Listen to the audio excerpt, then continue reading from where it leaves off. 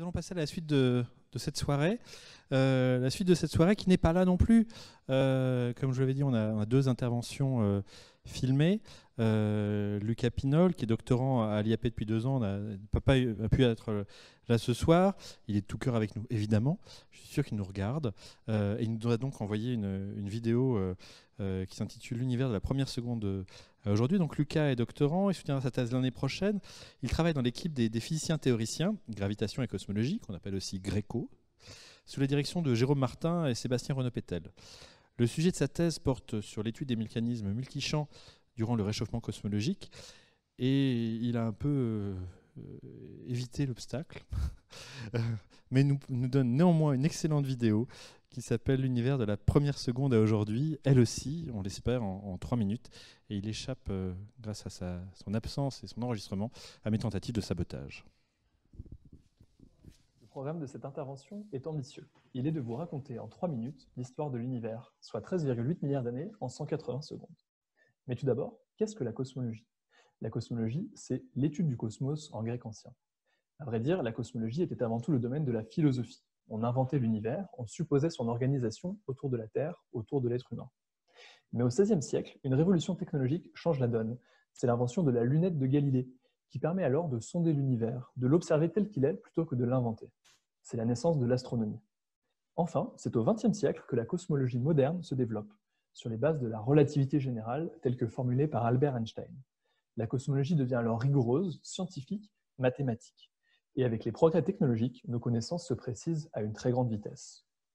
Je ne suis ni philosophe ni astronome, je vais donc me contenter d'évoquer la cosmologie moderne et ses principaux concepts.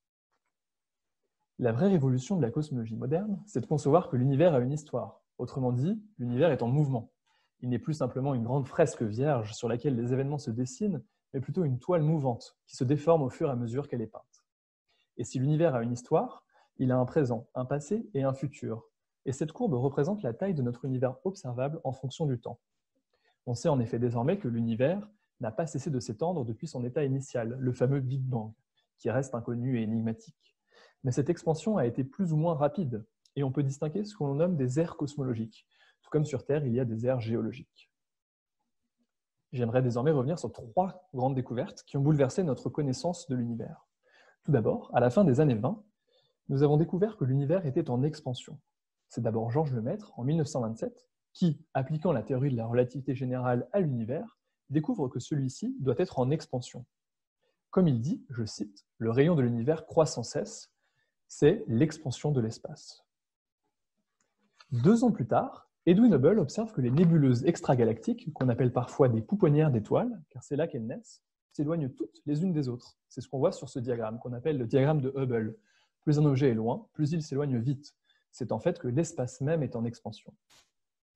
Mais une autre découverte majeure a lieu dans les années 60, par hasard, celle de la plus vieille image de notre univers, lorsqu'il n'avait que 380 000 ans. Ce rayonnement fossile se nomme le fond diffus cosmologique, et on y observe que notre bébé univers, qui ressemble à ça, est alors très homogène et très chaud. C'est en fait comme si l'univers tout entier était une sorte d'immense étoile. Récemment, le satellite Planck a cartographié avec plus de détails que jamais les minuscules variations de température dans l'univers à cette époque, qui sont responsables de la formation des galaxies que nous observons aujourd'hui. Ces détails nous donnent de précieuses informations sur l'univers primordial.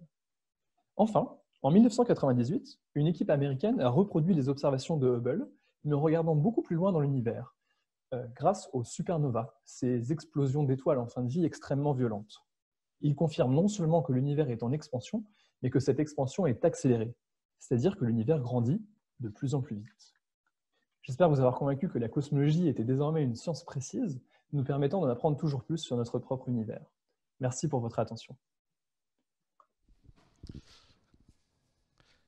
Bien, merci Lucas.